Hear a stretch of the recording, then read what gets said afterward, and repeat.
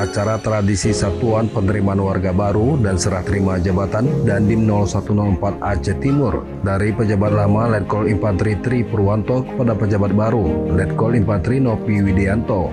Selanjutnya Dandim 0113 Gayo Lues dari pejabat lama Letkol CJI Yan Pri Satria Sanjaya kepada pejabat baru Letkol Infantri Agus Satrio Wibowo.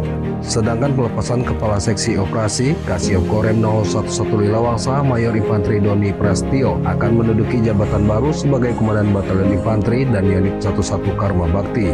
Komandan Korem dan Rem 011 Lilawangsa Kolonel Infantri Ali Imran menginstruksikan kepada pejabat Dandim yang baru setelah dilantik agar segera tancap gas menyesuaikan dalam memimpin satuan masing-masing.